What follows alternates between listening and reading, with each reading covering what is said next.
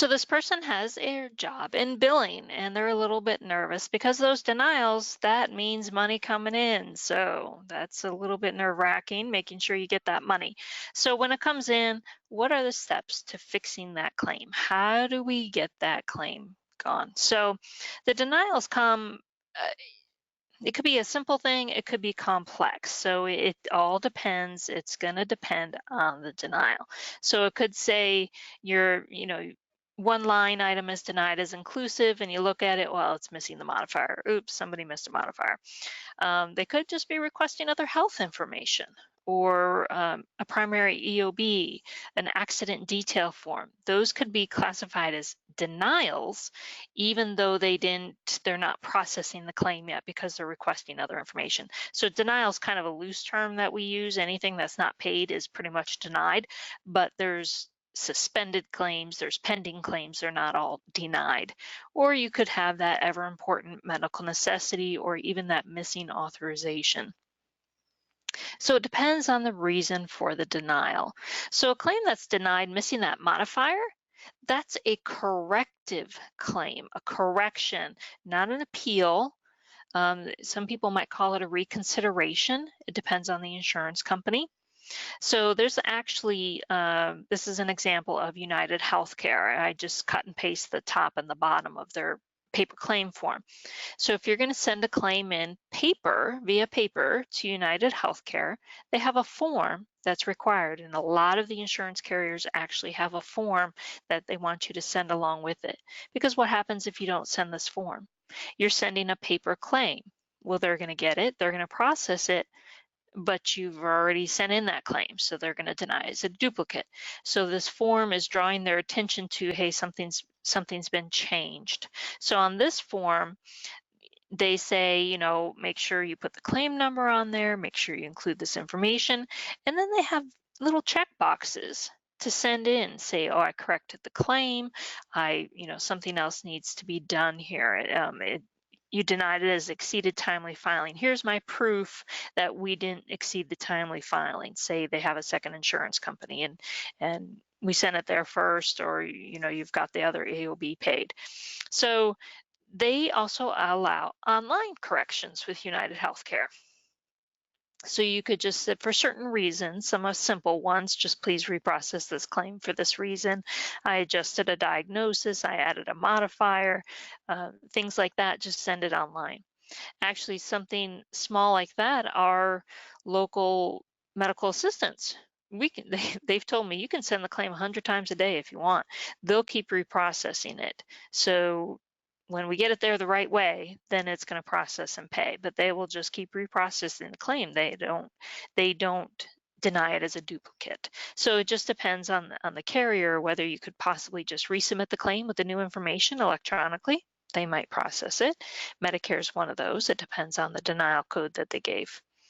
A claim that's been pended or suspended, we call it denied, but they're actually waiting for more information. So it's pending further information. Medicare sometimes calls these a suspended claim. They're waiting for additional information. They'll process it, but they need to get that information first before they're going to process it. So typically that's for coordination of benefits. They may say the patient has another health insurance plan and you need to go through them first.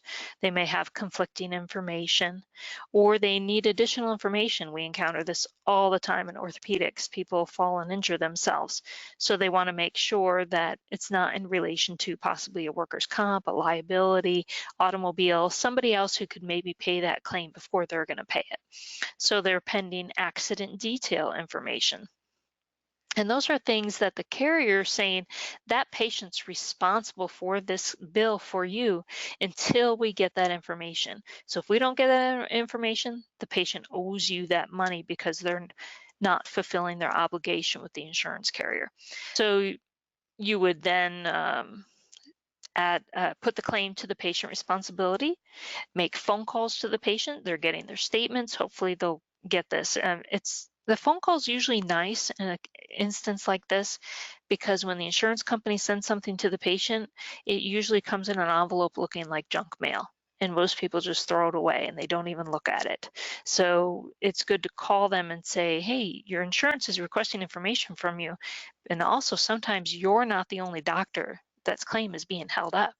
They could have 4 other doctor's offices or a hospital visit perhaps, or something that their claim's not going to be paid, so they need to get on top of this. If something's denied for medical necessity, or perhaps an authorization. I forgot to put authorization in here, so let me run through that one real quick. Most insurance carriers' websites will indicate, or calling an automated system, they're going to indicate a procedure or a visit may require an authorization. What if we're not all knowing and our doctors are not all knowing? We're going to take this patient to the hospital for their surgery. We get in there and, oh, that's not what I thought was going on with the patient. I need to do a different surgery. So that happens sometimes, that we think it's going to be this CPT code, and then we get in there and say, nope, or we need to add more procedures to it. So one of those may require authorization and we didn't obtain it. So typically that's a big process. That could be a peer-to-peer, or that could be submitting additional information like the medical records and finding out what's wrong with the claim. But now a medical necessity, a lot of insurances have a particular way they want that done. So they may want step 1 done first, and then you go to level 2. So there's certain ways that you want to check on their website and make sure what their steps are. Aetna has another form. This is an appeal request form. So I'm requesting an appeal. You're going to put in all the claim information, you're going to put in the procedure codes and the diagnoses, and then tell them why you want this appealed. So denials come, these codes that we're looking at on the explanation of benefits. There's remittance remark codes that are telling us something's wrong with the claim. There's a link, there's actually all printed on a website, and every insurance carrier follows the exact same ones. They all list the exact same ones.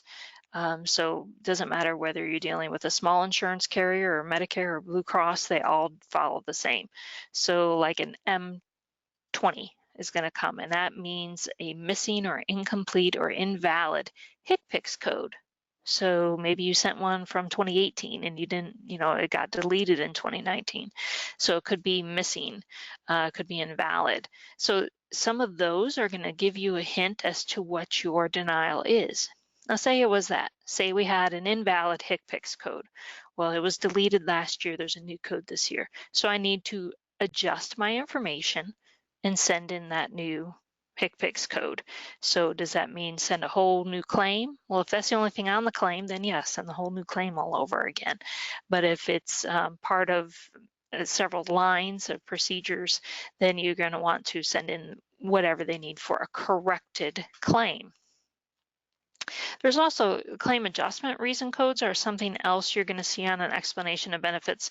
Some of these are very familiar, like you have your PR1 deductible, patient responsibility PR. PR1 is their deductible, PR2 co-insurance. 3, we've seen these before, those are standard, those are your patient responsibility. But then we get some weirder ones that are out there, and you wouldn't think that these are codes coming back on a claim, but some other denial codes could be patient was out of the country. They're listed down a little bit more, Alicia. So patient was out of the country, or service was out of this country. They refused the service. This service was provided as a result of an act of war. Well, who's going to pay for that? And so some different things that you don't see every day, but there's a code for every one of these, just like there's a CPT code for an ICD-10 code for anything you can think of. There's denial codes as well. So what are our steps?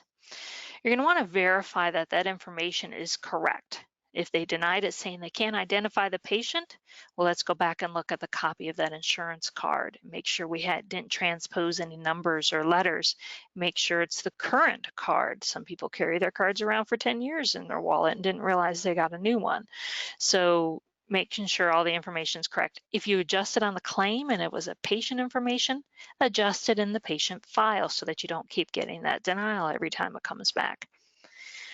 Look at the carrier's website or their provider handbook to see if they have instructions for how to do a reconsideration or appeal. Most of them have a form and they'll tell you where to send it to, which address. Some of them divide it up between the countries. So if you're in one half of the country or in a certain state, you're going to send it to this address, where somebody else on the other side of the country is going to send it to a different address. So it just depends. But also make sure that there's no guidelines for that CPT code. That's probably the one thing you don't want to do, is spend all this time writing an appeal, pulling information from societies, having your provider write a letter, making phone calls, only to find out that the insurance company says in order for a patient to have this service, they must meet A, B, and C. If you only did A and B and you didn't do C, the insurance company is not going to pay for it, no matter what. That's their guideline, that's their rule. And if we don't follow their rules, then we just spend all this time doing nothing. So always double check that too, make sure that there's no guideline about that. Make a copy of everything that you're sending in. You don't need to copy your medical records because those should be in your electronic health system, but the form you send in, the HCPCS, the CMS claim form, any supporting documentation you send in, make a copy of all that. Indicate the date that you sent it. Send it all in. Follow up, keep them in a folder, perhaps one of those that has months or perhaps days, and put it 3 weeks out and go, okay, on the 21st, today's the 1st, on the 21st, I'm going to check on this and see the status of it. Or I'll put it behind May, and come May, I'm going to call on all these. So definitely have a good system to keep up with your denials. But if we follow that up, generally in 30 days, 45, possibly some carriers are a little bit slower when it comes to appeals. But if it hasn't been processed, you didn't get your money back yet, contact the carrier. Make notes of the name, the phone number you called, because sometimes you might get transferred, or they might say, oh, you need to call this number for that. So the date and the time, of course, keep track of all of that information. If they say they didn't receive it, can I email it to you? What's your fax number? Can I fax it to you? A lot of those representatives that we speak with, their fax numbers are nowadays like they go straight to their emails. It's a desktop fax, or I'm not sure exactly what they call it, but they get it immediately to their system and it's in their inbox to check. So some of that's helpful as well.